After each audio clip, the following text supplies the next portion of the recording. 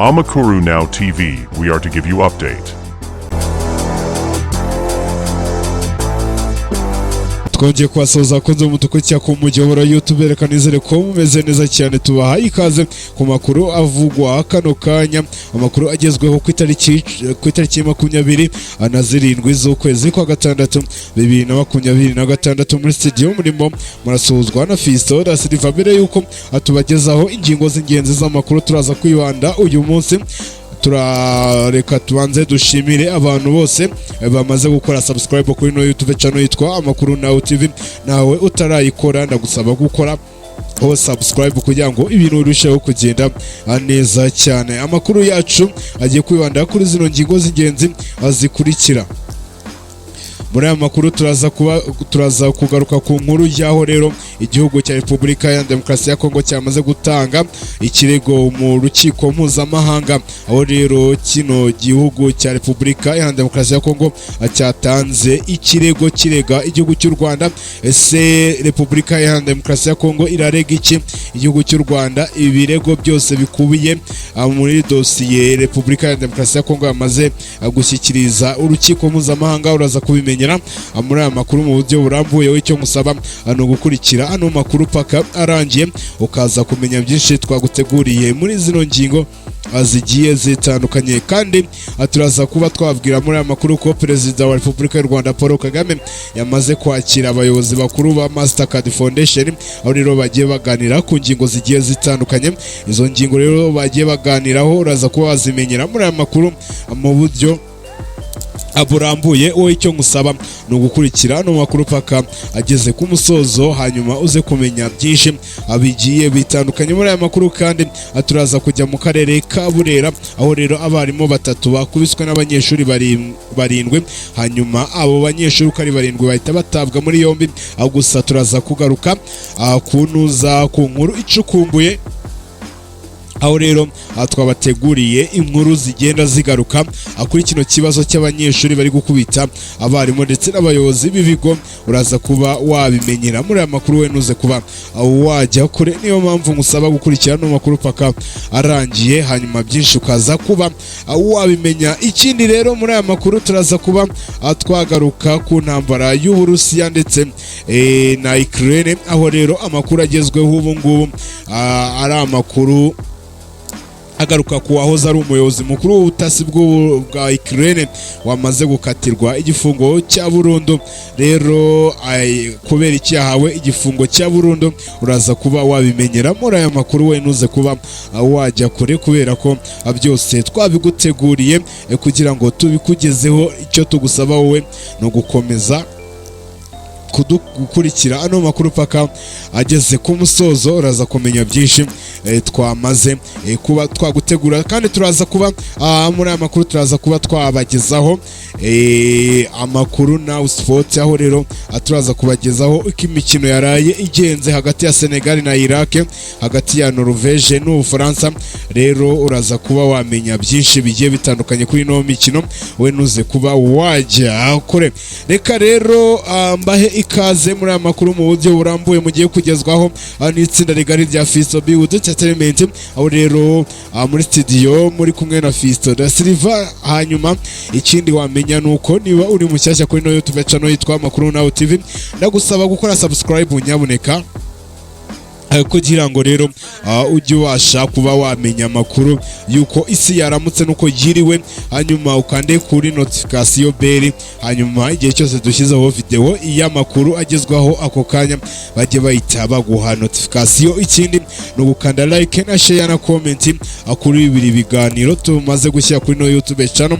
Uze ngo niba ari bwo bwa mbere ukurikiye cyangwa ino video ariyo ya mbere ukurikiye kuri no YouTube channel, ndagira ngo nkwibutsa ko hari n'izindi video twamaze gukora cyangwa twamaze gushyira kuri no YouTube channel yitwa Amakuru Now TV, tuba tugenda tugaruka ku makuru agezweho rero icyo usabwa ni ukukomeza no gukurikira ibindi biganiro twamaze gushyira kuri no YouTube channel yitwa Amakuru na TV. Reka amakuru yacu tuyahere ku bubanyi n'amahanga, aho rero Perezida wa Repubulika y'u Rwanda Paul Kagame n'abayobozi ba Mastercard Foundation baganiriye kuri mu guhanga imirimo n'iterambere mu rubyiruko, aho Perezida wa Repubulika y'u Rwanda Paul Kagame ku itariki 25 z'ukwezi kwa Kamena 2026 yakiriye intumwa za Mastercard Foundation zari ziyobowe na Perezida w'inama y'ubutegetsi wa kiriya kigo cya Mastercard Foundation, akaba yitwa Zaina Adala.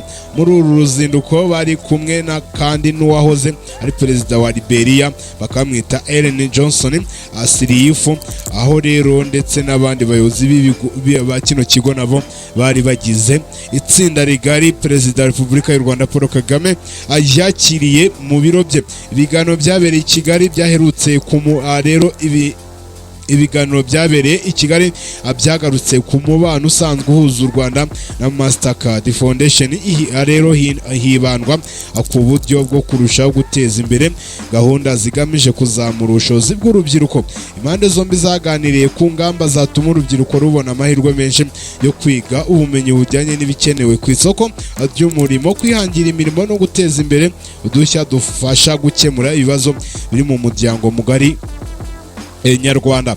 Hanyuma Mastercard Foundation isanzwe ifatanya n'u Rwanda mu bikorwa bitandukanye bigamije guteza imbere urubyiruko, by'umwihariko binyuze mu kongerera ubushobozi urubyiruko no kurufasha kubona akazi cyangwa kwihangira imishinga ibyara inyungu. Muri ibyo biganiro hanagarutsweho ku buryo ubufatanye buri hagati y'impande zombi bwakomeza kwagurwa kugira ngo bugire uruhare runini mu guhanga imirimo mishya no guteza imbere ubukungu bushingiye ku bumenyi n'ikoranabuhanga.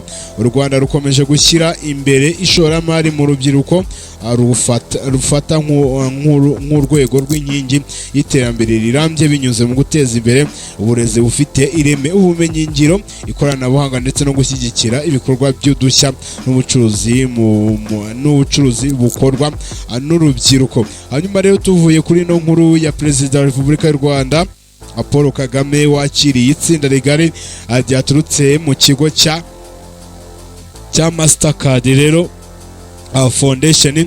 Reka tugaruke kuri no nkuru, aho rero ari inkuru iri kugarukwa n'ibitangazamakuru bigiye bitandukanye, harimo n'umuryango akadomo.com nako akadomorwa, aho rero inkuru iriho ivuga ko igihugu cya Repubulika Iharanira Demokarasi ya Kongo cyamaze gutanga ikirego mu rukiko mpuzamahanga, aho rero kino gihugu cya Repubulika Iharanira Demokarasi ya Kongo cyareze igihugu cy'u Rwanda. Hanyuma rero amakuru wamenya kuri iyi nkuru ngaya, aho rero tugiye kuba twayibagezaho mu buryo burambuye. Repubulika Iharanira Demokarasi ya Kongo yareze u Rwanda mu rukiko mpuzamahanga, dore ibikubiye muri icyo kirego. Rero nyuma y'intambara zimaze igihe zibera ku rwego rw'umutekano n'urwa diplomasi, Repubulika Iharanira Demokarasi ya Kongo n'u Rwanda bigiye kongera guhangana, ariko kuri inshuro bikazabera mu nkiko mpuzamahanga. Rero Minisitiri w'Ubutabera wa Repubulika Iharanira Demokarasi ya Kongo bakamwita Guillaume Ngefa, uri mu ruzinduko Irahe mu Buholandi, yashyikirije urukiko mpuzamahanga rw'ubutabera ICJR, aho rero ikirego Repubulika Iharanira Demokarasi ya Kongo yagiteguye akaba ari ikirego irega igihugu cy'u Rwanda.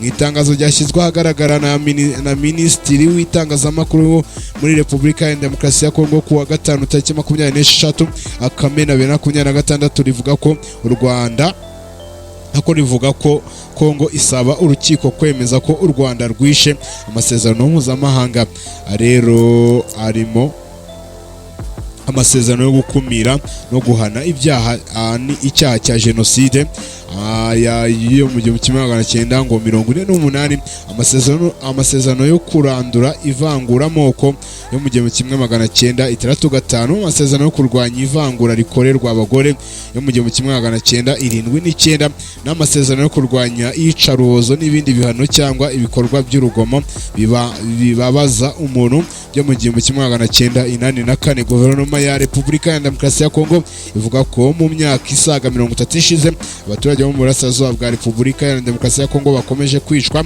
gukorerwa iyicarubozo, gufatwa ku ngufu, kwimurwa ku gahato no kuvangurwa hashingiwe ku bwoko cyangwa ku gitsina. Nk'uko rero Repubulika Iharanira Demokarasi ya Kongo yavuze ko nyuma ya jenoside yabaye mu Rwanda mu 1994 ingabo z'u Rwanda ndetse n'imitwe yitwaje intwari ivuga ko yashyigikiwe cyangwa igenzurwa n'u Rwanda zagabye ibitero binyuranyije n'amategeko mpuzamahanga ku butaka bwa Kongo. Kinshasa ivuga ko ibyo birego byibasiye inkambi z'impunzi, imidugudu n'imijyi yo mu burasirazuba bwa Kongo, bihitana abantu benshi, bigateza impunzi nyinshi ndetse n'ibindi bibazo bikomeye by'uburenganzira bwa muntu.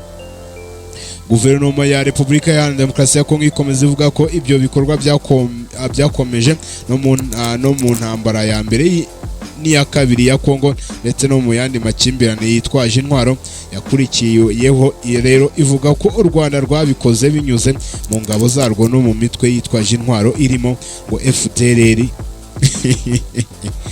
Alliance des Forces Démocratiques pour la Libération du Congo, RCD, hakazamo CNDP, iyi bakaba bayita Congress National pour Defense de People, hakaza ngo M23 cyangwa se AFC Mouvement du 23 Mars. Hanyuma rero Repubulika Iharanira Demokarasi ya Kongo ikaba isaba urukiko mpuzamahanga rw'ubutabera kwemeza ko u Rwanda rufite inshingano mpuzamahanga kuri ibyo birego, rugategeka ko ibyo bikorwa bihagarara, rugatanga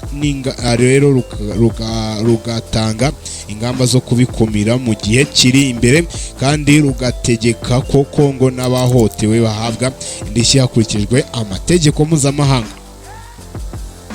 Rero Kongo ivuga kandi ko iki kirego kigaragaza ubushake bwayo bwo gukemura amakimbirane mu nzira y'amahoro, kubahiriza amategeko mpuzamahanga no kurwanya umuco wo kudahana. Ivuga ko ifitiye icyizere urukiko mpuzamahanga rw'ubutabera kandi ishaka ubutabera ku bahohotewe ndetse n'amahoro arambye ashingiye ku kubazwa inshingano.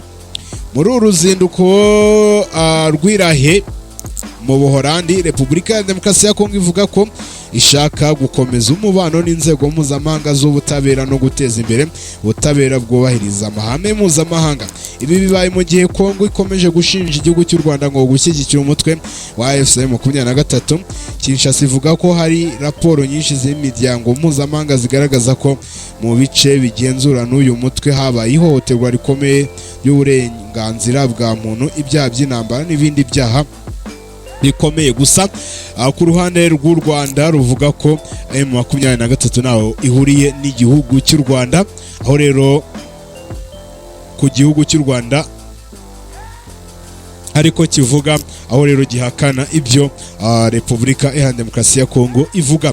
Rero kuva AFC 23 yongera kubura imirwano no gukaza ibikorwa byayo mu burasirazuba bwa Repubulika Iharanira Demokarasi ya Kongo, guverinoma ya Kongo yakomeje kuvuga ko itazahangana n'iki kibazo mu buryo bwa gisirikare na diplomasi gusa. Perezida Felix Tshisekedi Tshilombo yasabye guverinoma ye no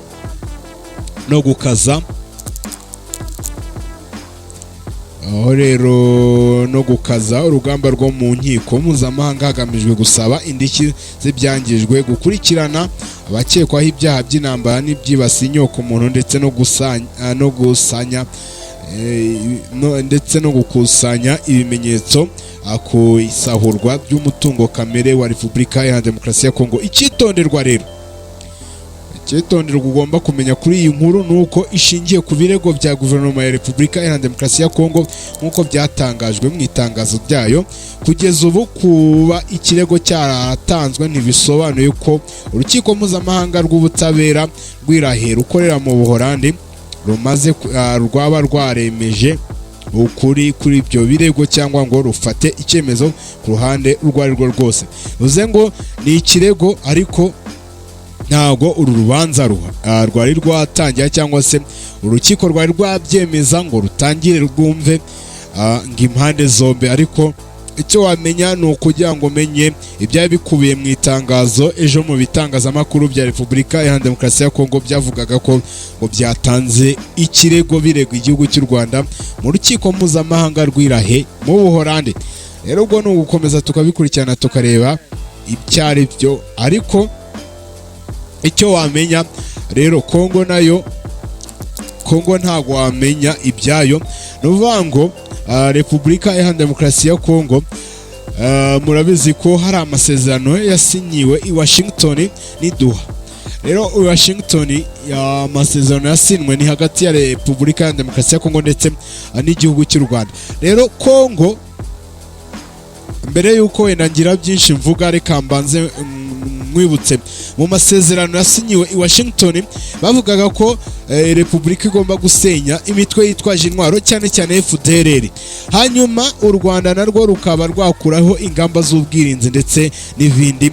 Noneho Repubulika Iharanira Demokarasi ya Kongo ivuye mu masezerano aho kugira ngo isenye FDLR, yatangiye kujya ikorana nayo bwihishwa, noneho ikajya ica ruhinga ikajya kurega igihugu cy'u Rwanda kikavuga ngo u Rwanda rwanze gukuraho ubwirinzi, kandi u Rwanda rwavuze ko ruzakuraho ubwirinzi ari uko FDLR kitakibarizwa ku butaka bwa Repubulika Iharanira Demokarasi ya Kongo. Ariko Kongo yo ntago ishaka gusenya FDLR. Rero ibingibi bije Kongo yadukanye ibingibi byo kuvuga ngo igiye kureganga igihugu cy'u Rwanda, kandi n'ubundi yarananiwe no kubahiriza ibikubiye mu masezerano igihugu cy'u Rwanda na Repubulika ya Demokarasi ya Kongo byasinyiye i Washington imbere y'umukuru w'igihugu cya Leta Zunze za Amerika Donald Trump. Rero ibindi byo ni amatakirangoyi, ni kwa kundi usanga uwiteza ibibazo hanyuma kugira ngo wemere ko ibibazo ariwe wabyiteje ugashaka uwo ubishyiraho. Rero Kongo imeze nka wa mwana murizi, rero nako Kongo imeze nka wa mwana babwira ati kugira ngo ubone ibi cyangwa se tugukorere ibi ubanza ukora ibi, we akumva ko yakorerwa bimwe ariko we ntagire icyo akora. Ngiye gukoresha wa mugana ariko ntabwo byabihuye. Ikinyarwanda cyacu ni icyake, nako ikinyarwanda cyacu ni icy'abajenizi. Reka tuve kuri no nkuru hanyuma tuhite twimanukira ku nkuru yo mu karere ka Burera. Rero mu karere ka Burera abarimu 3 bakubiswe n'abanyeshuri 7. Abanyeshuri 7 bahita batabwa muri yombi. Abanyeshuri 7 bo mu rwunge rw'amashuri rwa Runaba ruherereye mu murenge wa Butaro mu karere ka Burera bari mu maboko y'inzego z'umutekano nyuma yo gukekwaho kugira uruhare mu gukubita abarimu 3 bigishaga akurikira kigo cy'amashuri. Aya makuru yemejwe n'umuvugizi wa polisi y'u Rwanda muri Amajyaruguru mwita CIP Inyasi Ngirabakunze, wavuze ko abo banyeshuri bamaze gufatwa kugira ngo hakorwe iperereza ku byaha bakekwaho. Abafashwe bose bafite imyaka iri hagati ya 15 na 18. Abarimu bagaragaweho ibikomere ni Nshimiyimana Michel w'imyaka 33, Nkundineza Jean Marie Vianney w'imyaka 45, Bacyayo rero hakaza uwo bita Bucyayungura Jean Baptiste w'imyaka 35. Nyuma y'iki kibazo ubuyobozi bw'umurenge wa Butaro bufatanyije na polisi bwahuye n'abanyeshuri ba groupe scolaire Runaba mu biganiro by'ibanze mu kubaka umuco wo kubaha abarimu, gukurikiza amategeko agenga amashuri no kwirinda ibikorwa by'urugomo. Muri ibyo biganiro abanyeshuri bemeje ko habaye imyitwarire idahwitse, banavuga ko biteguye guhinduka no kurushaho kubahiriza amabwiriza y'ishuri. Kuri ubu rero abo banyeshuri bafungiye kuri sitasiyo ya polisi ya Butaro mu gihe iperereza rikomeje. Biteganyijwe ko abarimu bakubiswe bazatanga ikirego mu rwego rw'igihugu rw'ubugenzacyaha RIB kugira ngo dosiye ikomeze gutunganwa hakurikijwe amategeko. Hari n'ikindi gikorwa cy'urugomo cyabaye ku irindi shuri mu gihe iperereza rigikomeje kuri groupe scolaire Runaba no ku rwunge rw'amashuri rwa Butandi ruherereye mu mudugudu wa Karamba akagari ka Gashanje mu murenge wa Kivuye.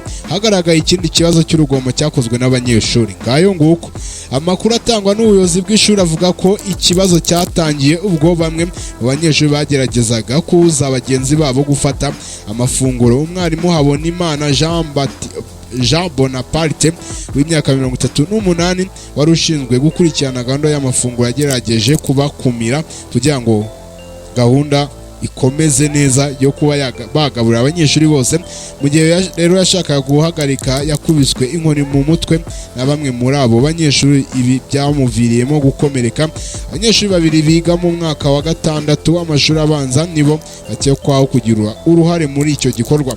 Bahise bashyikirizwa rero ubuyobozi bw'umurenge wa Kivuye mbere yo gushyikirizwa inzego zibishinzwe ngo hakorwe iperereza. Umwarimu wakomeretse yahise ajyanwa ku kigo nderabuzima cya Gashanje, aho rero ari kwitabwaho n'abaganga. Ibikorwa byombi byabereye mu karere ka Burera byongeye kugaragaza impamvu ubuyobozi bw'amashuri n'inzego z'umutekano bukwiye gushimangira uburere bushingiye ku guhana, ku gukemura amakimbirane mu mahoro no kubahiriza amategeko agenga ubuzima bw'ishuri.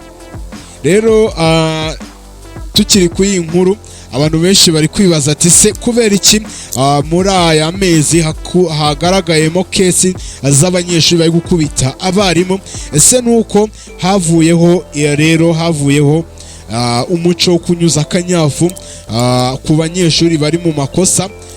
Ese nibyo byaba byaratumye urutugu rusumba rugasumba inuza, urutugu rugira gutya rusumba rugasumba ijosi?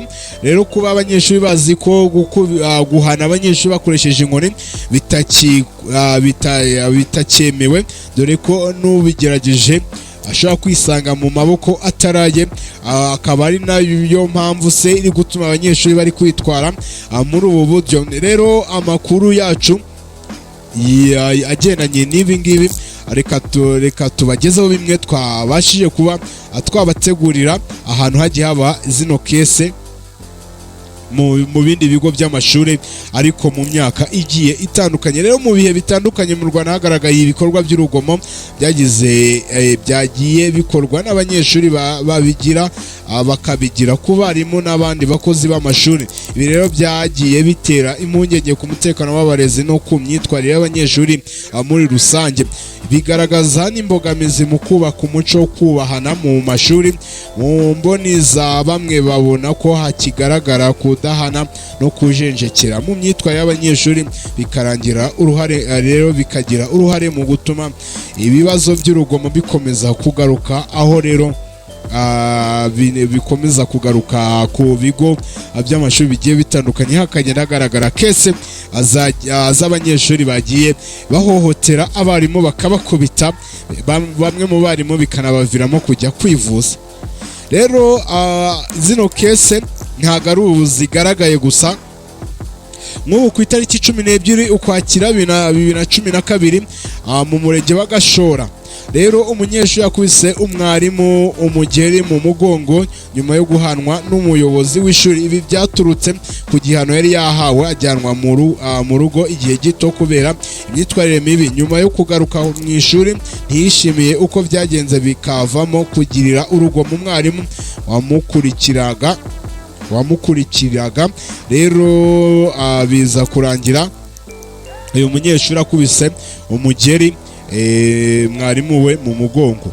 Hanyuma ku itariki 14 Nyakanga 2014 kuri Sainte Famille Kigali, umunyeshuri w'umukobwa yakubise mwarimu urushyi imbere y'abandi banyeshuri.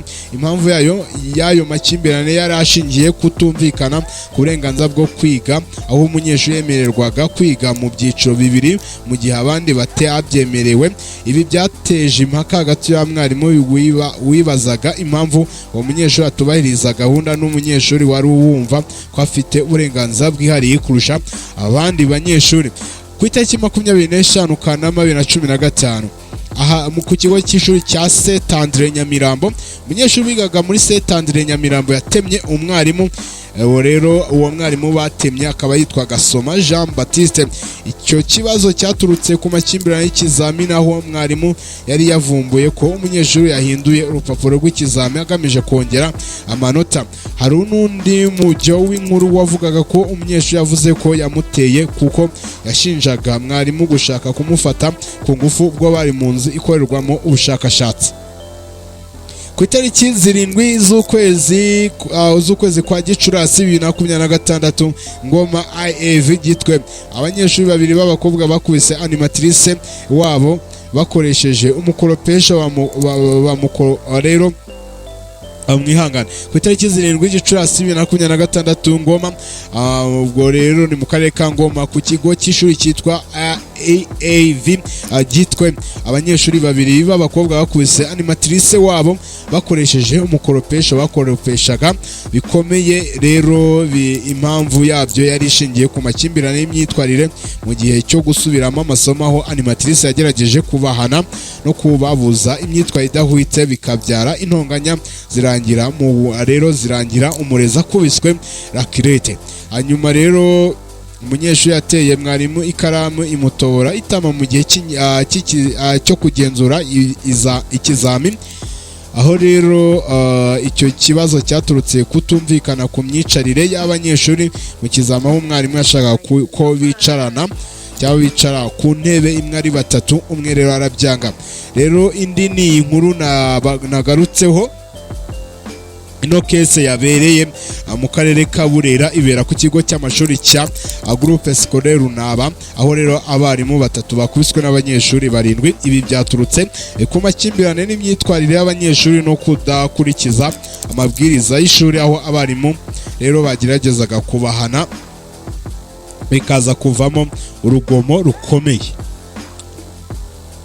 Rero tuvuye kuri no kese, reka tuyite dukomeza ku makuru ajyaho rero uwahoze ari umuyobozi mukuru w'ubutasi bwa Ukraine yakatiwe igifungo cya burundu azira kunekera Uburusiya mu gihugu cya Ukraine. Wahoze ari umuyobozi wo ku rwego rwo hejuru mu rwego rw'ubutasi rwa Ukraine rwakatiye igifungo cya burundu nyuma yo guhamwa icyaha cyo gukorera urwego rw'ubutasi bw'Uburusiya buzwi ku izina rya FSB. Colonel Dematro Kazyula yahamijwe icyaha cyo kugambanira igihugu rero mu gihe cy'intambara nk'uko byatangajwe n'umushinjacyaha mukuru wa Ukraine. Mbere y'ibi yari umuyobozi w'abakozi mu ishami rishinzwe kurwanya iterabwoba ku rwego rw'umutekano rwa Ukraine CBU. nk'uko rero CBU ibitangaza, iperereza ryiswe RAT cyangwa se imbeba yagaragaje ko Kazyura yakoreshaga inzu y'ibanga iri Kiev, umurwa mukuru wa Ukraine, mu kuvugana n'abamukoresha bo muri FSB. abo bamusabaga amakuru y'ibanga yerekeye ingabo za Ukraine ndetse n'abayobozi bakuru b'icyo gihugu cya Ukraine. Umushinjacyaha mukuru yavuze ko Kazyura yemeye gutanga amabanga ya leta kugira ngo ahabwe amafaranga, kandi ko ibyo bikwiye guhanishwa igihano gikomeye kurusha ibindi. Kuva Uburusiya bwatangira igitero cyabwo gikomeye kuri Ukraine muri Gashyantare 2022, ubutegetsi bwa Kiev bumaze gutangaza ibikorwa byinshi byo guhiga no guta muri yombi abantu bakekwaho gukorera ubutasi bw'Uburusiya. Nyuma yo gufatwa muri Gashyantare 2025, SBU yasohoye ifoto y'uwo wahoze ari umuyobozi wari kumwe n'umukuru w'urwego rw'umutekano rwa Ukraine bakamwita Vasily Mariuk, ari nawe wari uyoboye iperereza ryatumye afatwa. Rero mu itangazo CBU yasohoye nyuma y'urubanza rwe yavuze ko Kazyura yinjijwe mu bikorwa by'ubutasi bya FSB mu mujyi wa Vienna muri Autriche mu mwaka wa 2018. Cyakora ngo hashize imyaka myinshi nta makuru baragirana kugeza ubwo bongeye kumuvugisha mu kwezi kwa Ukuboza 2024. Rero CBU yanavuze ko yahise isaba gukusanya no gutanga amakuru kuri Ukraine yari ifite kubijyanye n'aho ingabo z'Uburusiya ziherereye n'uko zigenda zimurwa, ndetse n'amakuru yerekeye intwaro za Ukraine, ibikorwa remezo byayo n'abayobozi bayo ba politike n'aba gisirikare bose akabatangaho amakuru. Rero yacu tugiye kuba twayasoreza ku makuru na sport, aho rero tugiye kuba twayasoreza kuri aya makuru y'uko imikino yaraye igenze.